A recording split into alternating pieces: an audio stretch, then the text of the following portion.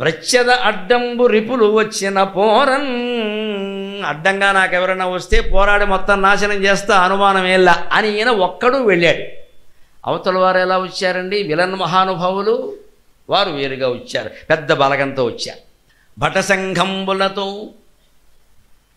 రథావళులతో శిశుపాలుడు వచ్చిన విధానం, ఎంత ఎక్విప్మెంట్, పరికరాలు, పెద్ద బిల్డప్. భటసంఘంబులతో రథావళులతో భద్రే భయూధంబుతో పటువేగాన్విత ఘోటక వ్రజముతో, పటువేగాన్విత ఘోటక వ్రజముతో బంధుప్రయశ్రేణితో కటు సంరంభమున వచ్చే విదేహ తనయన్ గైకుందునంచున్, కటు సంరంభమున వచ్చే విదేహ తనయన్ గైకుందునంచున్, కటు సంరంభము మీర విదేహతనయన్ గైకుందునంచున్ విశంకట వృత్యన్ శిశుపాల భూపతియు వచ్చన్ గర్వియై అవ్వీటికిన్, కడున్ గర్వియై వీటికిన్. భటసంఘంబులతో 10,000 మంది సైన్యాన్ని తీసుకొచ్చాడు. రథావళులతో రథాలు కూడా వచ్చాయి, వెనకాల భద్రేభయూధంబుతో ఏనుగులు కూడా వచ్చే తొండాలు ఎత్తుకుంటూ. వీడు బారిపోతే అవన్నీ బారిపోవలసిందే, వాటికే ఉంటుంది ఇంట్రెస్ట్, వాటికి రుక్మిణీదే అక్కర్లేదు, వాటి గొడవ వాడిది. వీళ్ళన్నీ తీసుకొస్తారు కదా. మనిషి తన లౌకిక ప్రాధాన్యాన్ని పెంచుకోవడానికి సృష్టిలో ప్రతి జంతువుని, ప్రతి చెట్టుని వినియోగించుకుంటాడండి. నన్ను అడిగితే మానవ జన్మ అంత దుర్మార్గపు జన్మ ఇంకోట్లేదు. అన్ని జంతువులు ఏవి వాటికి సహజ ప్రవృత్తితో ఉంటాయి, అసహజంగా ప్రవర్తించేది మనమే. ఏ జంతువు సాటి జంతువుని తినదు, సాటి మనుషుని దోసుకు తినేవాడు మనిషి ఒక్కడేనండి. ఆశ్చర్యంగా ఉంటుంది. పులిని తిందు, లేడిని తిందు, సింహాన్ని తిందు, మనిషిని తినేవాడు మనిషి ఒక్కడే. ఒక మనిషిని మరొక మనిషి దోచుకొని బతుకుతున్నాడు ఈవేళ కలియుగంలో. ప్రతివాడు ఏదో చెప్పి మన దోచుకునేవాడే.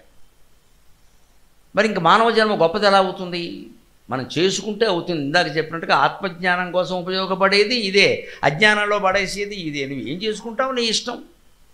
అంటే దాని సైన్యంతో వచ్చాట. పటు వేగాన్విత ఘోటక వ్రజముతో, బ్రహ్మాండమైన వేగంతో వెళ్ళే ఘోటకాలంటే గుర్రాలు వేసుకొచ్చాట. బంధుప్రియశ్రేణితో,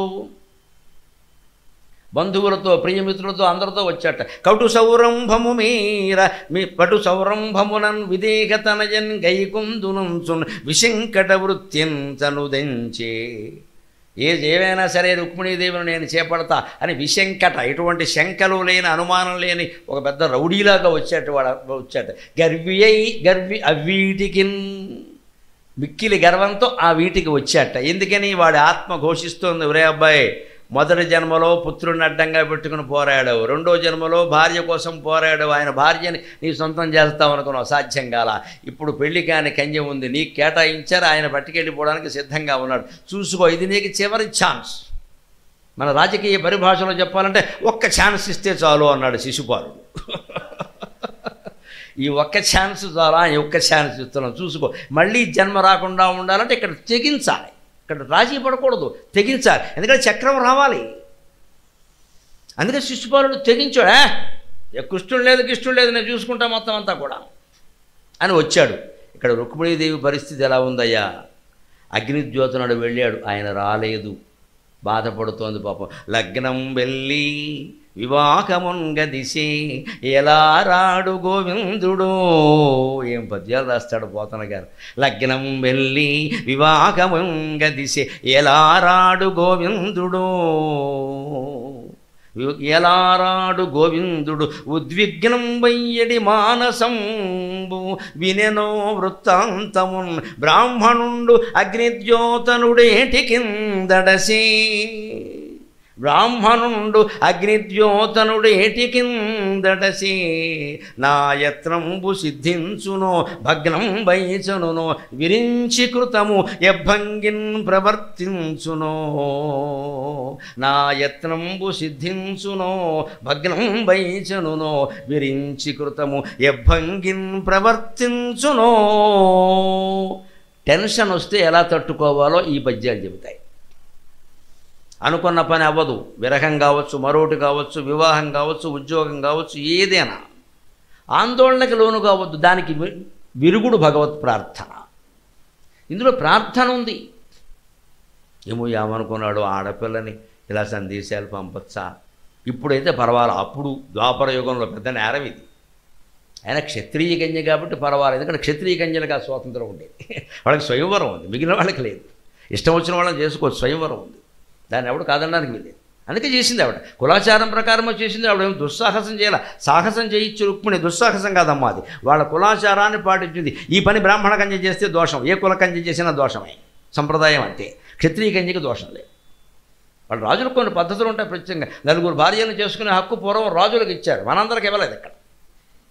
వాళ్ళ రాజకీయాలు, వాళ్ళ వ్యవహారాలు, వాళ్ళ తలనొప్పులు వేరు. ఒక్కోసారి రెండు రాజ్యాల మధ్యలో సంధి జరగాలంటే, పెళ్లి జరగాలండి. తిమ్మరుసు మహామంత్రి కృష్ణదేవరాయలకి గజపతి రాజుల అమ్మాయిని ఇచ్చి పెళ్లి చేసేసాడు, యుద్ధం ఆగిపోయింది. యుద్ధం ఆగాలంటే పెళ్లి చేసుకోవాలి. నాకు ఇదివరకే 2 పెళ్లి కుదరదు, చేసుకో, అధిక శతికం ఫలం. తిమ్మరుసు చేశాడు స్వయంగా. గజపతులను జయించిన కృష్ణదేవరాయల వాళ్ళ కాల, విజయనగరం గజపతులను జయించిన కృష్ణదేవరాయల వాళ్ళ కాల. గజపతి వస్తున్నాడని తెలిసింది, తిమ్మరుసు వ్యూహం పెట్టి అక్కడి నుంచి చెన్నాదేవిని పిలిపించాడు. చెన్నాదేవిని ఇటు ఇచ్చేలా చేశాడు. అంతే, కృష్ణదేవరాయలు అల్లుడు అయిపోయాడు. ఏం చెప్తా, అల్లుడిని చంపుకుంటావా? అది మంత్రికి తెలియదు, ఎందుకంటే యుద్ధాన్ని ఆపారు. ఇంకా నేను ఒక నమస్కారం చేస్తానండి పూర్వపు మంత్రులకి, పూర్వపు రాజకీయ అధికారులకి. కోడి పందాలతో యుద్ధాన్ని ఆపారండి వాళ్ళు. పల్నాడు యుద్ధం కోడి పందాలతో ఆగిందమ్మా, కోడి పందాలతో ఆపారు. మా గురజాల కోడి మంచి గుడ్డి మీ గురజాల కోడి గుడ్డి కోడి, మా మాచర్ల కోడి మంచి కోడి అని పోరాడుతున్నారు. అంటే ఒక భయంకర యుద్ధాన్ని ఒక కోడి పందాలతో తేల్చారు. కోడి పందాల వల్ల ప్రయోజనం కూడా ఉంది. అది ఇప్పుడు ఎలా మారింది, వ్యసనం కింద మారింది. అది ఏ పరిష్కారం కాకపోగా జీవులు హింసింపబడుతున్నాయి. ఇప్పుడు గాజా యుద్ధాన్ని, ఆ ఉక్రెయిన్ యుద్ధానికి 2 కోడి పందాలు వేసేస్తే గొడవలే. మనం అయితే అంతే ఉపాయం చెప్తాం, 2 కోళ్ళు వేసేయండి. పుతిన్ గారు ఒక కోడి, ఆ నెల్సన్స్కీ వాడు కూడా ఒక కోడి, ఈ నెతన్యాహు ఇజ్రాయిల్ వాడు ఒక కోడి, ఈ వీడెవడు ఈ హమాస్ ఉగ్రవాది ఒక కోడి వేసి ఏదైతే అది కట్టుబడాలి మాట, వాళ్ళు కట్టుబడేవారు కోడి పందెం అనేసి. ఏ కోడిని ఎక్కితే ఆ కోడి. హింస తప్పింది కదండి, ఏదో ఒక జీవహింస జరిగితే జరిగిన లక్షల మంది ప్రాణులు బతికారు కదా. అంతమంది ప్రాణులను కాపాడినందుకు బహుశా ఆ కోడి కూడా సంతోషిస్తుంది. పోన్లే, నేను ప్రాణత్యాగం చేశానట, బలిదానం. అలా సింపుల్గా తెమిల్చేవారు వ్యవహారాన్ని. ఇప్పుడు దాన్ని పీకి పాకం చేసేసి కోడి పందాలలో కోర్టు పందాల కింద మారి 25 ఏళ్ళైనా తెవలలేదు, ఇక్కడ ఎకరాలు అయిపోయాయి. దాన్ని వాళ్ళు కనిపెట్టిన విధానాలను శాంతిమయంగా ప్రపంచం ఉండాలంటే ఏదో ఒక ఉపాయం పెద్దలు చెప్పాలి, పిల్లలు వినాలి. అందుకని ఇక్కడ విరహంతో బాధపడుతున్న కంగారు, ఇది విరహం కూడా కాదు, ఆందోళన. లగ్నం ఎల్లి, గొప్ప మాట, ఎల్లి. ఎల్లి అంటే టుమారో, అందుకే ఎల్లుండి. ఎల్లి తర్వాత వచ్చే రోజు ఎల్లుండి, డే ఆఫ్టర్ టుమారో. అది తెలుగు భాష. ఎన్ని మర్చిపోయామో చూడండి. ఎల్లుండిరా, ఎల్లుండిరా, అవతల ఎల్లుండి, మరి ఆ ఎల్లుండికి అవతల రోజు. ఇంత గొప్ప భాష. ఈ ఎల్లి మామూలుగా వాళ్ళ ఎల్లి రణంబు చేసెదవో ఏర్పడజెల్పుము కౌరవేశ్వర, చెల్లియ చెల్లకు తమకు చేసిన ఎగ్గులు సైచిరందరు తొల్లి గతించి నేడు నన్ను దూతగా పంపిరి సంధిసేయ, నీ పిల్లలు పాపలున్ ప్రజలు పెంపు వహింపక పొందు చేసెదో, ఎల్లి రణంబు గూర్చెదవో ఏర్పడజెల్పుము కౌరవేశ్వర అని తిరుపతి వెంకట కౌరవ. ఎల్లి అంటే టుమారో, లేకపోతే రేపే యుద్ధం ఖాయం. అది మనం మర్చిపోయి ఎల్లుండి గుర్తుంటే ఎల్లి అర్థం అవుతుంది. అందుకే లగ్నం ఎల్లి, ఇదేదో వెళ్ళిపోయిందని కాదు ఇక్కడ. రేపే ముహూర్తం, 24 గంటలు కూడా లేదు. ఇంకెప్పుడు వస్తాడు పెళ్లి కొడుకు? బొట్టలో కూర్చొని సిద్ధంగా ఉంది. నన్ను ఎక్కడో అవధానం చేస్తుంటే అడిగారు, పెళ్లి కూతురు బొట్టలో కూర్చుంటుంది, పెళ్లి కొడుకు కూర్చోడేమండి అన్నారు. ఆవిడ 5 నిమిషాలు కూర్చొని లేచిన తర్వాత వాడు ఈ బొట్టలో పడ్డాడు, ఎప్పటివరకు లేవలేదని చెప్పారు. అలాగే ఇప్పుడు బొట్ట ఒకటి తెచ్చుకుని సిద్ధంగా కూర్చుంది అక్కడ. పెళ్లి కొడుకు రావట్లా. వివాహమున్ గదిసే, పెళ్లి సమయం వచ్చేస్తుంది. ఎలా రాడు గోవిందుడు. సరిగ్గా ఇది మనం అశుభం అనుకోవద్దమ్మా. పెద్ద వయస్సు వస్తే ఇలాగే ప్రార్థించారు. మరణించే సమయం వస్తుంది, వృద్ధాప్యం వచ్చింది, రోగాలు వచ్చాయి, శరీరాన్ని తినేస్తున్నాయి, ఇంకా గోవిందుడు రాలేదు, నాకు దర్శనమియ్యలేదు, కనీసం నా మనస్సు నిలబడ్డం లేదు అని మంచం మీద ఉండి ప్రార్థన చేస్తే దాన్ని తపస్సు అందమ్మ. వేదం అంది, నేను అల్లా తద్ధి తపస్తద్ధి తపస్తద్ధి తపః యద్వ్యాధితస్తప్యతే పరమగుంహైవ లోకం జయతి ఏవం వేద. ఇది వేదం చెప్పిన మాట. మంచం మీద పడ్డాడంటే అదృష్టవంతుడు. తద్ధి తపః తద్ధి తపః తద్ధి తపః, అది తపస్సు, అది తపస్సు, అది తపస్సు. ఎందుకంటే వీడి కాలు చేయి తినగా ఉండే తపస్సు చేయడు, బయటికి వెళ్ళి పేకాడతాడు. తపస్సు చేయి, జపం చేయి, నీ మనస్సు నీ స్వాధీనంలో ఉంది కదా. చేతులు కాళ్ళు గురించి ఆలోచిస్తావేటి ఇక్కడ? యద్వ్యాధితస్తప్యతి, వ్యాధితో తప్పించే బదులు తపస్సు చేయొచ్చు కదా. అప్పుడు పరమగం హైవలోకం జయతి ఏవం వేద, ఈ విషయాన్ని తెలిసిన వాడికి పరమలోకాలన్నీ స్వాగతం చెబుతాయన్నాడు, స్వాధీనం అవుతాయన్నాడు. ఇప్పుడు వ్యాధి వస్తే మనం ఎందుకు భయపడాలండి? కావాలని కోరుకోమమ్మా, కోరుకోవద్దు. ఏది వచ్చింది అనుభవించాలంతే. జీవితం అంటే అంతే, ఏది కోరుకోవద్దు. సుఖాన్ని కూడా వచ్చింది అనుభవించు, వచ్చింది అనుభవించి అంతే. మొన్న రైలు, నాకు గౌతమి రైలు మిస్ అయింది, ఏదో ఊరు ఎడుతుంటే. గౌతమి ఎక్కాలి, కాకినాడ వెళ్ళాను నేను. రైలు ఏమిటో నేను అక్కడ లోపల కూర్చొని ఆ స్టేషన్ మాస్టర్ గారు ఎక్కువ గౌరవం చేసి అతి గౌరవాలు ఇబ్బంది పెట్టేస్తాయి. ఆ గౌరవాల్లో ఉన్నాడు ఆయనేమో, వాళ్ళు వస్తారు వీళ్ళు వస్తారు అని ఎవడో రాలేదు, రైలు వెళ్ళిపోయింది. మన్నాడు కాకినాడ వెళ్ళి తీరాలి, అక్కడ కార్యక్రమం ఉంది, అక్కడ మండపేటలో, అక్కడ 3 రోజులు ప్రవచనాలు. అక్కడ ఎవడు చెప్తాడు ఇదంతా? మళ్ళీ వాళ్ళు ఏమైపోతారు, మళ్ళీ పొద్దున్న విమానంలో వెళ్ళాలి, నానా గొడవ ఇదంతా. ఆయన ఏదో చేయండి, మీరే చేయండి, మీ వల్ల జరిగిందంటే అప్పటికప్పుడు ఏదో రైలు ఏదో విశాఖపట్నం వెళ్ళేది ఒకటి ఉంది, అది అక్కడ పంపించాడు. కానీ సీటు దొరకద్దో, పడుకుందుకు బెర్త్ ఉండాలి, సీటు ఉంటే అలాగా.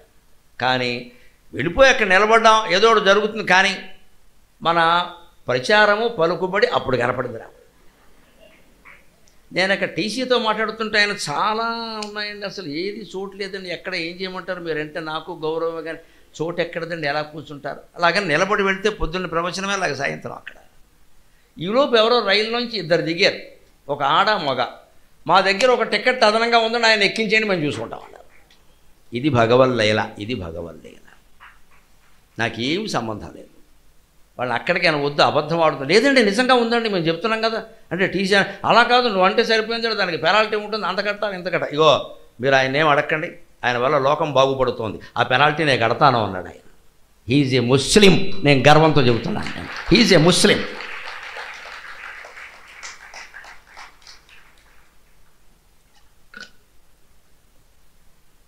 నేను గర్వించాను, నేను ఆ గడ్డను చూశాను, నేను ముస్లిమనండి, మీ మాటలన్నీ వింటున్నాను నేను. వాళ్ళకి కావలసింది జీవితం. మా ముస్లిం అయినా, క్రైస్తవులైనా, హిందువులైనా, నాస్తికులైనా జీవితం ఒక్కటే కదా. దేవుడు మాట వేరు కావచ్చు, కానీ నేను అందుకే తరచూ జీవితం గురించి మాట్లాడతాను. మన జీవితాలు బాగుండాలి. దైవభక్తి ఉంటే ఏమిటి జీవితం బాగుండనప్పుడు? ఇందులో ఇన్ని విశేషాలు ఉన్నాయి. మనం ఏది కోరుకోము, రైలు తప్పాలని నేను కోరుకోలేదు, కానీ జరిగింది, దేవుడి మీద వదిలేసాం. నేను ఇంక నిర్ణయించుకున్న పోన్లే పొద్దున్న వందే భారత్ కడదాం, ఆ స్టేషన్లోనే పడుకుందాం, ఏదో చేద్దాం, ఇది చేయాలిగా. మొత్తం మీద మంది ఖర్చు అని కార్యకర్తలకు పెట్టడం ఆ భారం, ఆ పెనాల్టీ అంతా నేనే భరిస్తా, నేనే పెడతాను. ఎందుకంటే వాళ్ళు తీసేసారు టికెట్, మళ్ళీ ఎక్కడ తీస్తారు? అసలు ఆయనకు ఫోన్ చేసి చెప్పలేదు. చెప్తే ఆయన ఏ రకం అంటే ఏదో విమానం టికెట్ కొనేస్తాడు అప్పటికప్పుడు. ఇదంతా హడావుడు చేస్తాడని నేను చెప్పలా. ఫోన్ చేస్తే కూడా రైలు ఎక్కాను, పొద్దున్న వస్తున్నా, మీరు కంగారు పడకండి అన్న. ఆయన కంగారు పడకుండా ప్రశాంతంగా పడుకోవాలి. నాకు దొరికింది, ఆయన ఎవరో వచ్చారు, ఎక్కాడు. పైగా అక్కడికి ఎక్కిన తర్వాత పోయి ఇంక లోయర్ బెర్త్ ఎందుకు, ఏదో బెర్త్ దొరికితే చాలు కదా. ఆడవాళ్ళు సాధారణంగా ఆవిడ అతని భార్య వాళ్ళు లోయర్ బెర్త్ అడుగుతారు. ఆయన వచ్చి మీరు పొద్దున్న ఆయాస పడకూడదు, శ్రమ పడకూడదు, మీరు ఇక్కడ పడుకోండి, నేను ఆ పైన పడుకుంటా అని చెప్పిందండి. సాధారణంగా లేడీస్ వస్తే లోయర్ బెర్త్ మనం ఇస్తాం, ఆవిడ ఇచ్చింది నాకు. అతని భార్య చెల్లెలో నాకు తెలియదు అవన్నీ, ఆవిడ వచ్చి ఇచ్చింది అక్కడ. పైగా నేను పడుకుని ఉండగా నన్ను ఇబ్బంది పెట్టద్దని ఆ టీసీని పిలిచి 1600 1800 పెనాల్టీ పడితే ఇంకా ఆయన మిత్రులు మొత్తం 5-6 ఉన్నారు. వాళ్ళు అందులో ఎవరు కట్టారో నాకు తెలియదు, హిందువులు ఉన్నారు, ముస్లింలు ఉన్నారు, అందరూ ఉన్నారు, నాకు తెలియదు. వాళ్ళలో ఒక ఆయన కట్టేశాడు. కట్టి నేను పడుకుని ఉండగా రాజమండ్రిలో దిగుతాను, ఆయన తాడేపల్లిగూడలో దిగుతూ ఆ కట్టిన చీటీ నా తలగడా కింద పెట్టి వెళ్ళాడు. ఎందుకంటే రాజమండ్రి స్టేషన్లో టికెట్ అడుగుతారు, ఈయన దగ్గర ఉండాలి కదా. ఇంత భక్తి, ఇంత అభిమానం ఉందంటే మా అమ్మ దయ, మా అమ్మ దయ, మా అమ్మ దయ. అప్పుడు అనుకున్న, ఒరే మనకి ఇంత పలుకుబడి ఉందా అనుకున్నాను, ఇంత ప్రేమ ఉందా, ఈ జనప్రేమను ఎలా తట్టుకోవాలని అనుకున్నాను. మన కోసం ఇంత వాళ్ళు బెర్తులు త్యాగం చేస్తారు, డబ్బులు త్యాగం చేస్తారు. నా నిద్రపోయి పాడవుతుందని తల దగ్గర పెట్టి పక్క ఆయనకి చెప్పాడు, ఈయన మీరు రాజమండ్రిలో దిగుతారు కదా ఆయనకి చెప్పండి, అక్కడ పెట్టాను, లేపకండి ఆయన పొద్దున్న కంఠం అది దెబ్బతింటుంది, అలా ఉన్నాయి, లోకాన్ని కాపాడుతున్నాడు అని చెప్తే నా ఒళ్ళు నేను గిల్లుకుని ఆనందించానమ్మా. ప్రతి చెడువు ధన్యమైంది. మనం సమాజం కోసం నిష్కల్మషంగా పనిచేస్తే ఆ వెనకాల ఏం చేయాలో ఆయన చూసుకుంటాడు ఇక్కడ. అదే కదా ఆయన చెప్పిన మాట నిజమే. నువ్వు 10 మందిలో ఎవడైనా నా గురించి చెప్తే నేను నా గురించి వాడి గురించి దేవలోకంలో చెప్తా. ఆ ట్రైన్లో ముస్లింకి చెప్పింది ఆయనే. వెళ్ళరా అబ్బాయి, మా వాడు అక్కడ ఉన్నాడు. ముస్లిం లేదు, హిందువు లేదు, అందరూ వచ్చారు, మా ఊరు వాళ్ళు అందరూ 4-5 వచ్చారు. ఇక మాట ఎక్కడంటే మాట, మేము మానేస్తాం ప్రయాణం, మీరు వెళ్ళండి, మీరు వెళ్ళడం ముఖ్యం. మనం సదుద్దేశంతో మనం చేస్తే, డబ్బు తీసుకుని చేసినా పర్వాలేదు, శ్రమపడిన దానికి తీసుకుంటాం, తప్పే ఉందండి. కష్టపడుతున్నామా లేదా, ఒళ్ళు వంచి కష్టపడాల్సిందే, ముక్తసరిగా ముగించే ప్రశ్న లేదు. ఈ వ్యాఖ్యానాలన్నీ మీ హృదయాల్లోకి దూసుకుని వెళ్ళి మీ కాళ్ళ మీద మీరు నిలబడే ధైర్యాన్ని ఇవ్వాలి మీకు. నా కోరికే అది. అందుకోసం కష్టపడతాం అంతే. ఆ చిత్తశుద్ధితో చేస్తే అది పనిచేస్తుంది ఖచ్చితంగా. అందుకని ఇంత సైన్యంతో వచ్చినా ఈయన ఏం మిగలలేదు ఇక్కడ. ఆవిడ విరగపడుతోంది అక్కడ. అందులో అంటోంది, వచ్చేసాడు ఉద్విగ్నం వయ్యడి మానసంబు, మనసులో ఆందోళన కలుగుతోంది. ఆందోళన మానేసి వ్యాధి వచ్చిన వాడు ప్రార్థన చేసినట్టే భగవంతుడు ప్రార్థిస్తోంది. అందుకే అది ఫలించింది. వినెనో వృత్తాంతమును అసలు ఇంతకీ విన్నాడా? ఏ కాఫీ తాగుతూనో కూర్చున్నాడా? పైగా వెన్న ఇష్టం కదా, వెన్న తింటూ కూర్చున్నాడా? ఎలాగే ఉంటారులేయా లేడీస్ అన్నాడేమో, ఏం తెలియదయ్యా ఆ విషయం. ఆయన వచ్చే కానీ తెలియదయ్యే. పైగా ముందే సందేశం పంపితే లోకు కట్టేస్తారు మనుషులు. ఏమనుకున్నాడో ఇలా నాకు పంపిందంటే ఇంతకుముందు ఎంతమందికి పంపింది అంటాడే.